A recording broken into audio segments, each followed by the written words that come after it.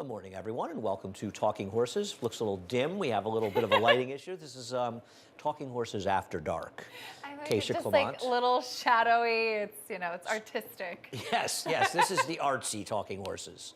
I don't know how artsy our picks are going to be. I don't think you have done. I've done the show together for about 5 months. Yeah, Probably it's been a long time. Early yeah, December. Greg and I late. last week when you were off. And that's right. so, yeah. Well, it's nice to have you back. Reunited? You're probably back on your trip. You're probably heading back to Florida this I weekend. am, yes, yeah, flying back. Keisha commutes back and forth to Florida every day. You'll usually You could have gotten back home last night to Florida about as long as it took you to get back to It took Manhattan. me forever to get back on the subway. You know, the worst is when you're on the A train and you get to Euclid and it says, this train is no longer in service. Well, good So news that for was you. fun. Next Yeah. weekend, the trains are, next 2 weekends after this, the trains will only be going to Euclid. I'm so happy. Back on the buses, we always enjoy that. Anyway, you will enjoy heading to Naira Bets. Use the promo code Derby25. You know, you got 2 weeks more for that. And not only will we match with $200 your initial deposit, we'll also give you a free $25 bet towards the Kentucky Derby. And that Derby will be drawn in 6 days. The Oaks and Derby cards are both being drawn next Saturday, with the Derby just 13 days away now and the Oaks 12 days away. Check out track stats while you're over at Naira Bets as well. We also have, what do we have? The final race profit boost. Oh, exciting. So you get a 10% bonus on your, I'm assuming.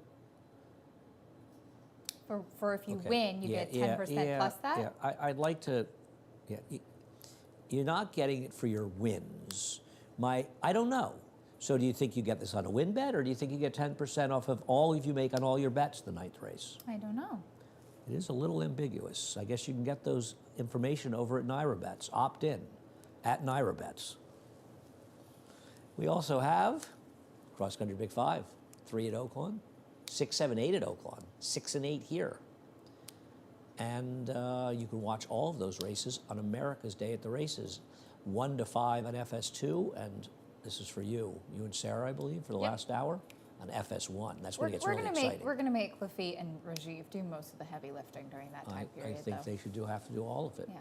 I went here yesterday when I got home. I got home around 6:30 or something, and I was torturing Lafitte, the text, torturing him. Well, I got home and the Dodgers were losing again to the Mets, so you had that to give was it. particularly They were good. freezing over there. Well, yeah, it was like mid-50s. Yeah. It started out, it was raining on them. Yeah, it I did know. stop, but it was mid-50s. Listen, LeDuc and I sat outside on the set. Greg, LeDuc, and I, about 5 years ago on Gotham Day in March, it was 38 degrees out, and we sat outside. Tony had us outside. So I don't want to hear about a little 55-degree weather at Oaklawn. Babies. So race number 1 scratched down to 4, but hey, there were only 2 that were going to take money anyway, right? And one of them is a firster, and the other one is this horse, Quiescent. And I know Quiescent has certainly had her share of chances. Here she is finishing second, 2 back. Listen, the firster might win, and Quiescent is who she is, but man, if ever she found the right spot, it feels like today, doesn't it? I definitely think today is the day for her if she can get the job done. She has speed, so I give her that. Obviously, you don't love that she's already been exposed for maiden claiming. This is the lowest that she will have gone, though, dropping down to the 20,000. I did my picks before Prugova was in, and I was expecting her to send as well, but I ended up keeping Manja on top. She broke a bit slow last time out, and she'll be chasing Quiescent, but I thought that she actually ran a little bit better than it might appear at first glance in there, and was hoping that she could just be a little bit of an alternative. I mean, look. I'm not Quiescent knocking picking against Quiescent. Is supposed to get the job done. I just had a hard time picking her up. That's fine. Listen, I'm not going to knock picking a horse like this, and she is going to be the favorite, I imagine, by post time. I mean, I don't know if there's a story on Firing Fast, the first-time starter, and maybe it is the case, and not a lot of pedigree on this one. No, the Dam, she won once sprinting and a couple times going long. To be fair, all 4 of her foals were winners. Nothing special, but they got the job done. But nothing special You don't might be have the to right be spot anything here. special in this first race. I don't think special is going to be necessary in race number 1. Race number 2, I thought the second race was actually an interesting race because while it's a smaller field, there are 4 horses who can win this race. Absolutely. And you could have 9 and have 2 that can win. So I don't have a problem with this smaller field, and I thought it was kind of tough. And I wanted to start with Quiet Wisdom. And it's funny, I was reading through, and I don't normally do this, but I was reading through my friend David Aragona's stuff, and I had similar thoughts to him. He was talking about this horse. Listen, if he comes back and runs the 83 that he ran last time, Beyer, he's going to win. But where did it come from suddenly in his 7th start? And it was a terrible field that he almost had to win. And all of a sudden, we're going to decide that this horse who's burned money his whole career has turned his life around. I'm a little dubious. I could not agree more. He's also been a horse that I've just been never overwhelmed by in the preliminaries and looking at him physically. He's obviously one that at one point had high hopes with the pedigree. He just kind of, he was running the same type of race all along, and then all of a sudden we saw that big blowout win.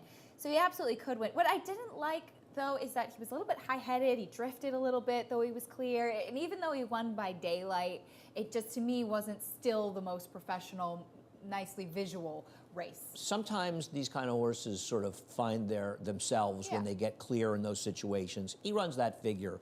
He's probably going to win. I'll tell you something about the horse you have on top. I'm a little worried that this horse has kind of seen his peak. Shouldn't he have won last time? I know it was a wet track, but I feel like he should have won. He should have. He was a little awkward getting out of the gate. He did hit the gate coming out, but he should have kicked on a little bit more, and he was the heavy favorite that day. Now he is stretching back out in distance. I don't know. I know that his only win came at a mile. I don't know really where his best distance is, and I think that this is going to be the day when we're going to have to figure out exactly what he is. I think Doc Sullivan is a decent horse that he faced 2 starts back going a mile. We said broke his maiden at a mile. This will be the point where we'll have to see him take a step forward and see kind of what he is worth. He also lost to that. You know, Todd has had at least 3 sort of out-of-nowhere explosions. One of them is Quiet Wisdom's last race. Another one is a maiden of Micropoli's that she had lost to that mediocre horse of Pat Reynolds. Sorry, Pat, I don't mean to be rough on you, but I don't think you disagree with me. You have a pretty good assessment of your horses. Had lost to the horse in a maiden clean race like 2-5 the previous week, and then suddenly out of the blue the horse runs like a 73 Beyer, which was like 20 plus points higher has been running, and then has come back to earth right after that. And then there's Lots of Trouble, who had run a 56-42 and then suddenly a 78. Now it was a wet track, and weird figures and weird results happen in those races. It's just a weird race and hard to figure, and I'm not sure what to do with that horse, just as I wasn't really sure what to do with Boss 302. It's a street boss. Is Street Boss really a sire you want more distance, you know? He's a cool sire, and he's one of those under-the-radar sires, but he's great with turf sprinters and sprinters. And the third horse, the entry mate, came back to win, but ran 4 Beyer points slower. And this horse probably needs to get faster to win here. I agree. You do have some curling influence on the bottom side, but this is a horse that I think hopefully will be able to get into the race a little bit more. You could see in that debut that Jose Gomez was really asking him at the start, like really trying to get in the race, and he was just totally outfooted. He rode him the whole way down the backstretch. He did. He got his money's worth out of that race. And that ride from Jose Gomez, he kept on him. So I'm hoping with the mile he'll be able to kind of gradually get into the race a little bit more. Yeah, I mean, I'm not going to be surprised if any of these 4 horses win this race. I think I don't think there's a lot to separate them. As far as Landoro, looking at the race last time, I just felt like, and I think you're in a situation where you're in, I find myself in a similar situation. Obviously, yours is, your marriage is up, and I'm good friends with Seth Klarman and with Klarovich horses. I'm looking for reasons to pick against his horses in a lot of races because you don't want to appear as though you're favored, and it's hard for you. You pick Clement horse, people go, oh, Acacia's just picking the Clement horse because she's married to Miguel, and it's a tricky situation, and I feel like this could be the horse that has upside. The first race, the horse runs 20 points better the second time. This horse got a good trip last time, was a little fortunate to win, but you look at the race, the horse who finished 4th, Lee's horse, came back and improved its Beyer figure 16 points. The horse who finished 2nd in there got an 86 Beyer, winning the race, improved like 14 points or something. So that's a race that might just be really good, and I feel like this horse, if you said to me one of these horses is going to end up being a real player in the 3-year-old dirt horse. I think Landoro could be that horse. I think this horse might be pretty good. I'm certainly hoping for him to take another step forward, a homebred for Mr. and Mrs. Broman. And Maddie Ulver had a nice win for Christoph the other day with a very good ride coming up the inside. She's been riding extremely well. She's been riding well, and she's staying aboard. She knows this horse very well, too. Yeah, so I'm going to go with this one, but I think the picks are somewhat. I put it this way: there's not one of these four that I feel strongly against. No, I think all four have a big chance. Yeah, we'll see what happens in race number 2. Back to races where there isn't a whole lot going on. We'll take a look at Run Devil in the 3rd race, and I guess the Achilles heel, and we'll roll the replay from March 1st with Run Devil. Achilles heel is this horse that hasn't won a race in over a year. I initially know, you picked picked against 6. him with Vegas Weekend in here, excuse me. Look, she certainly has the best figures in this race. 2 starts back, she dug in. She was just second best in that spot over Suspended Campaign, who she'll rematch in here with. Both of them, I think, kind of going back to the level at which they belong after facing tougher last time out. And the thing about Run Devil is that she has tactical speed, which I prefer as well, but I just don't trust her to Well, seal why the is deal. Rudy dropping her in for 16? It feels like Rudy's She ran well for sort of- 25, yeah. Yeah, it really feels like he's saying, please claim me. And maybe his feeling is... He did claim her for 12.5. Right, yeah, and he's also, she keeps running second. Yep. She's not winning for 25, and his feeling is, if I'm going to win a race at this level, let her get claimed, get the purse, and move on. And I think she very much is just way the horse to beat, and I didn't want to pick against her at a short price. I do get the argument for Suspended Campaign, and we have second. And one of the things that's good about her is that when Ruiz rode her 2 back, he was aggressive. Yeah, and she he did ran well. at least a respectable race while beating almost 5 lengths by the favorite in here. And last time, she had no chance in that spot last time out. There was too much speed. It was the big speed track. And so she's probably the other horse in here because I don't see Jolly Miss Jill winning this race. No, she's not a winning type either. To be fair, Cinderella's Cause did come out of that race and win with a 79 Beyer speed figure in her subsequent Proved start. 6 points.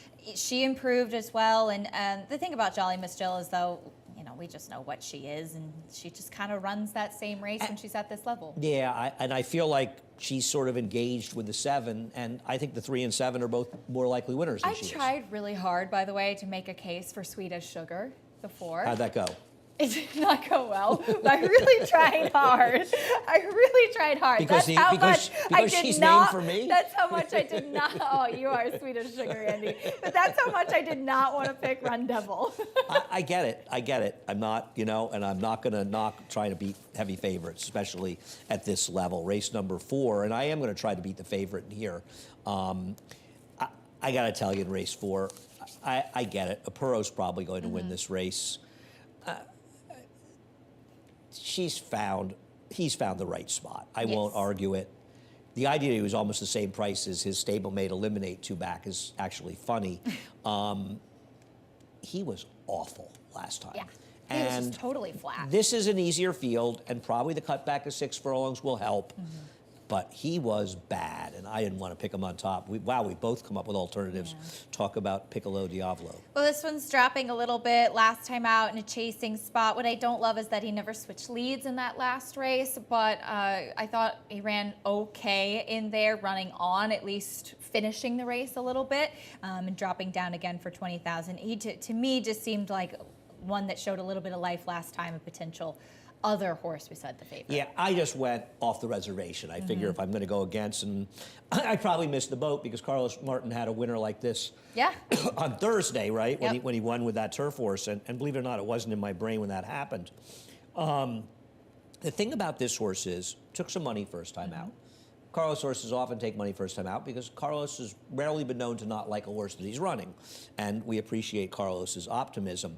It felt like the riders stayed a little bit off the rail that day. Now, sometimes they just do it because they don't want to be on the rail, and sometimes the rail isn't the place to be, and it's hard to tell if the rail's bad because so few horses race on it. This horse did race on it.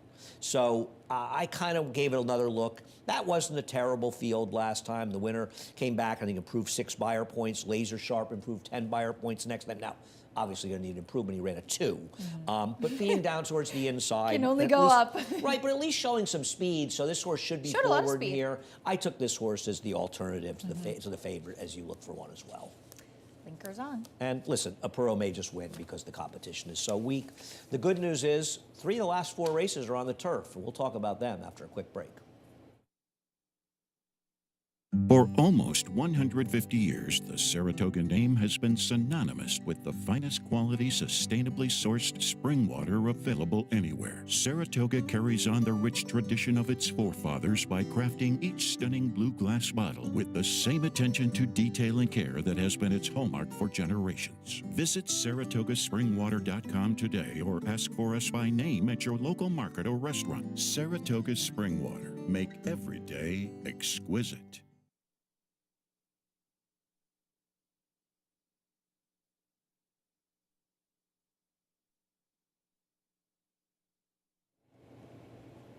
Thank God for Kaylee to explain that promo. It is for a win bet in the last race. Ah, okay. 10%. You can opt Very in on your good. bets. We'll discuss it again at the end of the show. We were just talking about how this turf race, the 5th race, is a very interesting race. And, you know, one thing I think is interesting at this point is races like this time of the year. I know we got rained off yesterday.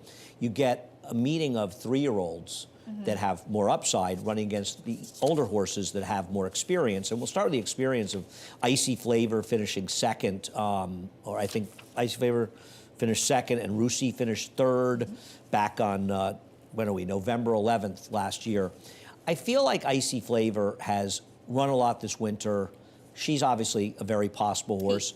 Excuse me. I didn't love either of them. I put them 4th and 5th in here. I kind of preferred some other runners, but I think they're both possible winners. Yeah, Icy Flavor. I mean, you look back to Saratoga this summer when he made his first start for John Kimmel, and he was part of that crazy pace duel, and he's kind of coming out of that race saying, wow, this is a horse with a lot of talent. It's going to be a big danger in some of these turf races. And he ran some good races, but he never really kind of took that step forward coming here to the East Coast and being against New York bred company. And, you know, 6 goes to show furlongs you why. a little far for him, I too. agree. And you kind of go back and say, okay, now we know why this horse broke his maiden for 50. Right. Just wasn't really quite there. But look, he's been consistent. I actually go to John Kimmel's other horse in Slam and Gold. I've been dying to see this horse on the turf. He's a foal to coinage. She's obviously a graded stakes winner on the turf. The dam is Bar of Gold. She's the sister to Spirit of St. Louis. The whole family obviously It's really a turf is family. known for Bar of Gold winning the Filly Mare Dirt Sprint, It's a but turf it's family. really a turf family. And from his debut race, I wrote, looks like turf, moves like turf. And so we're finally going to get to see it. I don't know if he's ready off the layoff, but I am interested to see him try the grass. I agree, and I've got him second, and I agree with all of those things. And, you know, Bar Gold was good in the turf, by the way. Yeah, she was. It's not like she didn't run well on it. It's just that she was able to run competitively in the best races on the dirt. I was wondering how much money this horse would take. You know, I kind of wanted to get a bit of a price in here, and I know the 6-1 morning line might be 6-1. This might be the wise guy horse in this race because the pedigree is kind of yelling at you. I'm supposed to be in the turf. And as you talk about the 3-year-olds, I think you have to talk about Big Prankster. The problem with Big Prankster is he's going to get bet because he's run well on the dirt. I'm not sure he might not be a little bit better on the turf, but I kind of wish he had run lousy on the dirt because I thought he ran fine. But let me ask you a question about this race. I remember making money in this race. I think I'd been on with you and I had left, and I liked the winner a little bit, and you liked Big Prankster. We had been talking about it. I thought he hung a little bit at the end. He did, and he was very green prior to the race this day, too. Okay. He was kind of rearing up, stepping onto the track, and just really kind of figuring things out. And he was much more professional in his next race, unfortunately, though, when he opened up and then was caught. I feel like if he had that race coming in and not the win last time out, he would be a price in here, because I do think he is actually better on the turf. The second dam was much more of a turf sprinter, and he's obviously able to handle both, which is a great thing, but he gets to try the grass again today. I wonder, though, also, the way he sort of, because he got there and had his chance to win, is he the kind of horse that's going to sort of need a lead? And he ain't getting the lead. I think he's better when he can get out to the front. And I just don't see how he can get the lead in here. There are legitimately fast horses in here with Allied Attack, the 11 on the outside, even Sandrone. So I have a tough time seeing this to be an easy race on the front end. A horse that I'm kind of interested in here, and listen, there's a lot of things to look at, is Sinful Dancer. And I'd have to give this horse, and I guarantee you one thing on this horse, I promise you, I'll actually be on for this race, but the MIG will like this horse. Oh, yes. His buddy I've David already Figueroa heard him chose it. talk about Oh, it. really? Yes. Okay, well, there you go. It's a big turf pedigree. Well, Sinful Dancer's turf debut, I think, was when George Weaver still had her.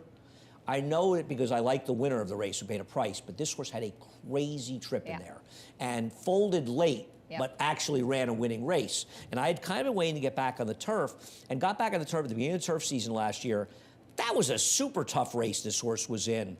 I don't think Sinful Dancer ran that badly that day. And you look at the races that she ran for David after that, they were as good as any races she ever ran on the dirt. And I'm not sure she's not a turf horse. Now, she has an outside post. He. Why do I keep doing this? Yesterday was the fillies that came off the turf. You know why I'm doing it? No, seriously. Because Sunday is often filly day. When we run the maidens, the Colts they run did on the Sunday, fillies on Saturday. Yesterday. Yeah, so when we rained off. When the best two horses But the with dirt stake form. today is the fillies, and they did the boys' stake yesterday. Well, I want to know how in yesterday's last race was the perfect example of value in off the turf races. Right. I mean, with all due respect to the family, how the horse from Christophe was 6-5 in that race. She's a turf horse. I could understand saying she's 6-1 in there. Yeah. It was her first race, was on the dirt. She didn't run particularly well. She could be improved. I'll use her at 6-1. 6-5, you want to book any cent that's possibly being bet on her.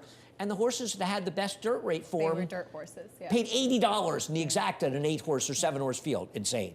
Anyway, I just feel like this horse has enough to go on to take him at a big price, and I'm going to try to get him in the number. I'm going to use your horse. I'm going to use quite a few horses. Yeah. I mean, your top three are my second, third, and fourth horses, and I feel like Sinful Dance is the horse that I want to outrun his odds in this race. I like it.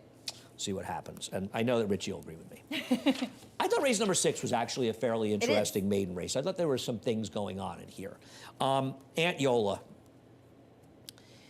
The positive for Aunt Yola is that Peony absolutely exploded the next time and improved 7 buyer points to win. So maybe this was a better race than it looks. I made a big bet on this horse last time.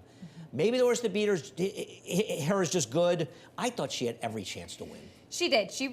I wrote in my notes she was just second best, and that was just it. She had every chance to get the job done. She kind of was grinding away and just didn't have the same push at the end as the winner did, who had much more of a turn of foot coming down in the stretch. And so hopefully she's just going to take another step forward in here. I agree. Peony got a 66 buyer speed figure. At least last time out, well, yes, she got bumped a little bit, but she got out of the gate better than she did on debut. She beat me.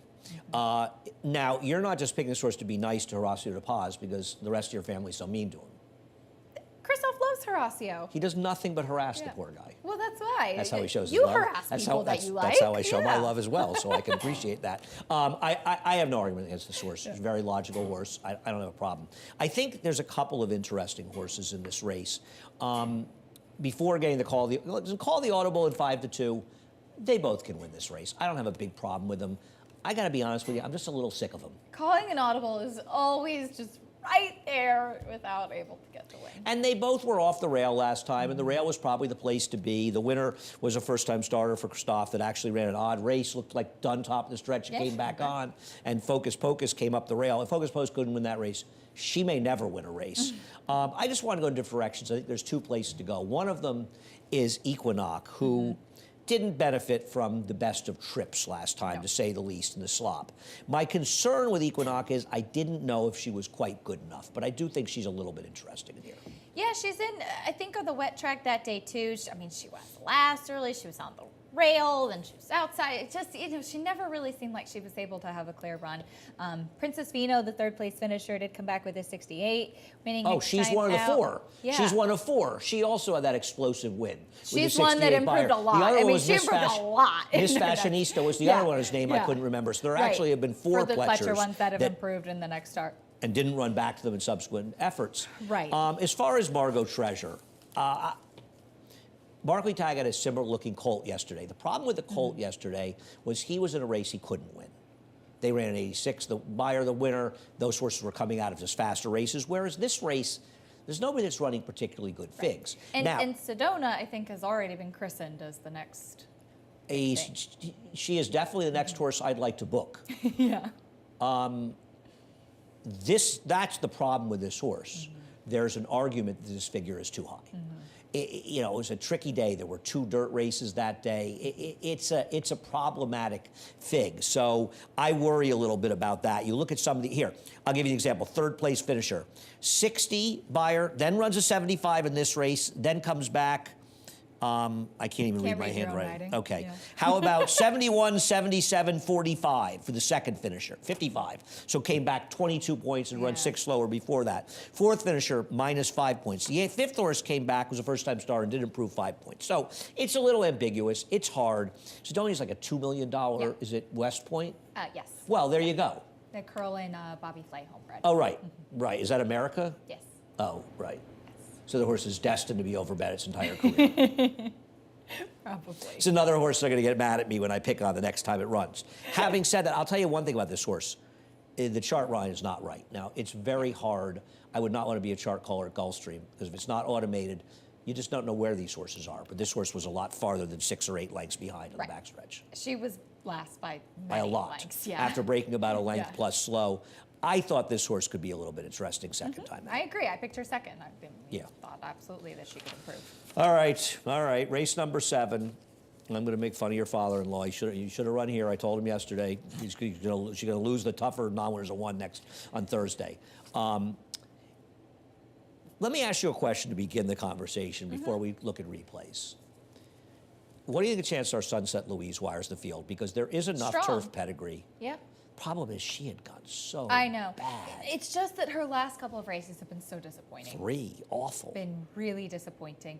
I'm actually, so if you look through her past performances, don't be confused, because those 2 off-the-turf races that she ran in, she was a main track only in both of those. But she has some turf pedigree. She's half to Z-Drop, who's multiple graded stakes place, and there are a couple of siblings that were good on the turf. They handled it, even the ones who didn't win. She looks like a horse that should be able to handle it. Yeah. And especially in a short field, and if she's speed and she can get out to the front, then absolutely. She can't help but be in front of you, right? I just am concerned that she's, as a horse, tailed off a bit. I don't disagree. I'm just not sure she's ultimately going to be good enough, but I can't knock somebody for taking a shot with her. The horse I really don't want near is Midnight Mile. Moonlight Mile is the Stones song. It's a great song. It is a great song. Great song. Sticky Fingers, right? I found a Shad Brown stat that's kind of amazing. So your foreign shippers coming over here on the turf, first time with no Lasix, 1 for 15. I don't know what it means, but this horse isn't running with Lasix, and I thought that was kind of interesting.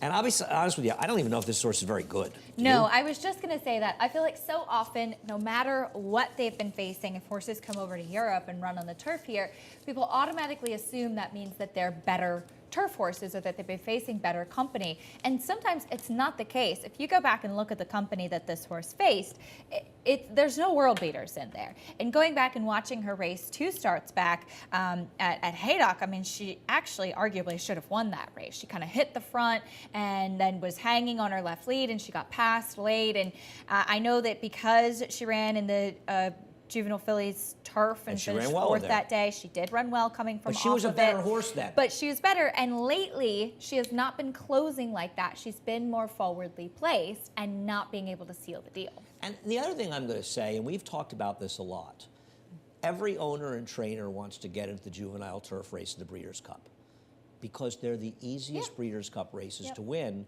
And frequently, and Pizza Bianco is a good example of that. Because she won that Breeders' Cup race, she was a disappointment because she wasn't a major Grade 1 horse the next year. She wasn't a disappointment. She just was opportunistic and did really well to win that race. Just because you win the Breeders' Cup Juvenile Fillies or Colts doesn't automatically mean you're a Grade 1 performer, because by the next year, the horses have grown up, there are a lot of horses matured, and a lot of horses hadn't even started by then. Look at last year, we barely were able to run any turf races before the Breeders' Cup last year. Some horses are just more precocious as well. So I think it's almost a curse for these horses that do well in the Breeders' Cup juvenile races. It gives the misimpression, the connections, they're better than they are. And I think that Pizza Bianco is a perfect example of that. She was a really nice Grade 3 to Grade 2 type horse, but just because she won the Breeders' Cup didn't make her a Grade 1 horse, and it's sort of, you get sort of mislabeled, because those races shouldn't be Grade 1s, to be honest with you. So let's talk about Marvelous Maud. I am not a giant Marvelous Maud fan. I think she's just a nice horse. But at least she's consistent. I picked her. I don't love her. She's a bit pace compromised in here. I just thought she might just be too good for the horses that are left. But I'm not her biggest fan. No, she's certainly a consistent horse. I agree. She's absolutely fine. She won this Mount Vernon, able to, in the final jumps, run down Runaway Rumor. I bet Of course. So you like to just torture yourself by pulling replays. That's why I don't like Marvelous Maud. She's been mean to me. That's why. You're holding a grudge. Look at this stat. I know that she is, so these are strong stats for sure. I know that she's a New York bred turf horse, and coming back now makes sense, but we haven't seen her since May. Yeah, too. no, She's been right. on the shelf for a while. That's Yeah. why I used the stat to show that Chad does win with these, but she wasn't working the party circuit. She Yeah. was off a long time. And she missed the fall races and, you know, any of that. So Okay, we'll show Spirit and Glory's race where she won the Albert Stall Memorial 2 races back, named for Al Stall, the trainer's father, Yes. who's also a trainer, correct? Yes. A little before our time, even before my time. I don't know, man. I thought her last race was atrocious. her last race was very bad, to be fair, was. But one thing I wonder is that she came off of a layoff and she ran so big and a very large effort digging in this race in the Albert Stall Memorial. was not a very good that field, she though. regressed a little bit, which is possible. Okay. I'll tell you what. I don't know that this figure holds up to scrutiny. The 91 No, I agree. buyer. I agree. I But thought it was before a that, bad she was field. pretty consistent with the figures that she ran. You know, I have a bad relationship with this horse. I have bet her on a couple occasions and she's run badly, so maybe I'm holding it against her. And listen, she is, without question, the likeliest alternative. I've got her second to the favorite in here. I'm just a little bit unsure how good she is, but she might be good enough. I agree. I mean, I think they both have their questions to answer. I agree. That's and why. It's Silver really the Skillet one should've that's run. going to be right there and seeing if they can run down Sunset Louise. Well, I mean, Spirit and Glory has likely should be forward. Exactly. But She'll be in front of Marvelous Maud. the thing is, in these 4-horse races, there's never any real distance between them. It mitigates the advantage of trying to wire a field. There's no real kind of pace dynamics Right. in play. They all just sort of get bunched. And at the end, it's who can out sprint who to the wire. Race number 8 came up. I thought a fun race going forward. And you know, unlike yesterday's last race, or not yesterday, yesterday's first turf race where Chad Brown had the big favorite that had run down in Florida, I'm not so sure how good Kick-a-Buck is. And Kick-a-Buck did have trouble at the start. We'll show the start. I don't know if she was, even from the head on, it's not clear. She was shut off, but I'm not sure if she doesn't break just I think slowly. the other horse was clear, though. That's what I thought, I too. watched it several times, and I think she was clear. I almost think that Kick-a-Buck just kind of steadied herself back with the other horse coming in front because she wasn't as quick. I agree with you. I agree. And listen, when you consider the break, she got a good trip after it, but she did swing awfully wide the second turn. She ran a winning race. Favorite winner was 2-5. I'm not sure the winner's that good. She's an Oscar performance. I don't think she's that good. She's okay. I just thought this horse was okay, and there were other horses in this race that were easily as good, if not better, and it was going to be one of those Chad Brown horses that ran second. It's got the trouble line that was going to be massively overbet, and I'm not convinced that this horse is that good. No, I think her stablemate might be. Yeah, I took the stablemate. Listen, I have a rule. I take all the Kingman Klarovich horses because, you know, I remember, I think, was it like Public Sector won a stake in Saratoga, and Chad Brown said to Seth Klarman and I after the race, I have an idea how we're going to make money. We're going to buy Kingman.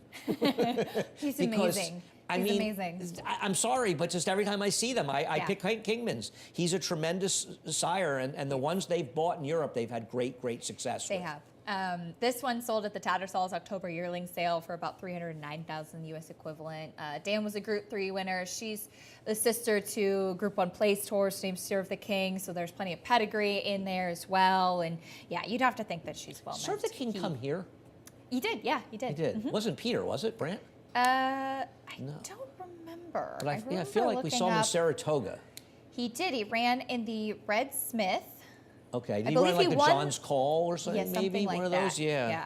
I remember that horse. I remember looking up his past performances. So I didn't write it Black down. Diamond for my man Jordan Wyckoff. I'm going to take a little shot with this one, getting back to the turf. Ran on the Tapeta last time out. I think 2 starts back on the turf was a wide trip, kind of weaving between horses late. I think is better when can be a little bit more forwardly placed. I know that he disappointed in that first turf start at Ellis, but I wanted to give him one more shot. Well, this horse is And it'll be first a time in the price. turf for Mike Maker, too. I Yeah. had him 5th. I was deciding between putting this horse 4th or the 10, and I thought Prime to Go, who had, you know, run against some okay horses, relatively speaking. Yeah. I just kind of want to give that horse a chance a little bit. agree. I know that Coast Along is a professional maiden, but he's also he's a finished gelding now. second to program trading, and it's not like, I mean, this is his second 2 races back to Ascar, who's no killer, but is okay. And I found, and something obviously went wrong last time, I don't love the fact that Shuggy didn't run this horse in New York. I don't love that. But I found a really, really good stat for Shug. He's got tremendous stats off 6 to 12-month laughs in turf routes. He's 5 for 19 with maidens, the 244 ROI. He's got very good stats with his runners overall coming back in turf routes. And the other thing is Coast Along's not going to be a terrible price because they're going to bet both Chad horses. Look at that picture. What do we think? A Shug. It's a kind of an odd picture. Some of these pictures, I think, We got to get they Chelsea. came from a Well, long- the problem is that Adam took them, and Chelsea will tell you that she takes the better profile pictures, right, Adam? Yeah, the pictures are but funny. I think Coast Along is intriguing because he comes back as a gelding too. Earlier in that race that we just showed, he got so headstrong, was really throwing his head up, and even after he was able to settle, he was kind of running with his mouth open. He was just really hard to handle after that. And even last time, he was better, but he was still headstrong, and then he was just flat late. So maybe gelding him will help in that Yeah. situation. We got to go. I got to go upstairs. You got to go do what? Oh, you got to go in the paddock. I'm in the paddock for the You first are in the race. paddock for the first 2 races. All right. You need to head over to Naira Bets. You can't just have all this fun for nothing. This Talking Horses After Dark is concluding. We'll give you that free $25 Derby bet and a $200 sign-up bonus. Use the promo code Derby25 when you're over at Naira Bets. Check out the track stats as well. Get lots of information there. There's Joel Rosario. And he was not over at track stats. Now, we found out this is a win bet. 10% bonus on your win bets in the final race. They opted at Naira Bets for that. We have a cross-country pick 5, 3 at Oaklawn, 2 at Aqueduct as well. And all of that will be on America's Day at the Races from 1. Oh, there's Shug again. That was just for you. Shug again. Because you They like just that wanted to picture show so the much. photo. They showed it for you. 1 to 6 will be a 1 to 5 on FS2. And then hopefully you can figure out how to move your TV to FS1. I love when people complain about this on Twitter. And I get it, you know, I some things. know. But like, you know, most people have a remote control. And it's not that hard. We didn't decide to do that, I promise you. Well, you get a, you know, FS1 is in more households, and so we're trying to serve as many households as we can whenever we can. Acacia, thank you so much. Thank you for watching. No thanks to Chris Griffin, but he's getting ready for a reprise, or his reprise of Scratches and Changes. Have a great day. For almost 150 years, the Saratoga name has been synonymous with the finest quality, sustainably sourced spring water available anywhere. Saratoga carries on the rich tradition of its forefathers by crafting each stunning blue glass bottle with the same attention to detail and care that has been its hallmark for generations. Visit SaratogaSpringwater.com today or ask for us by name at your local market or restaurant. Saratoga Spring Water. Make every day exquisite.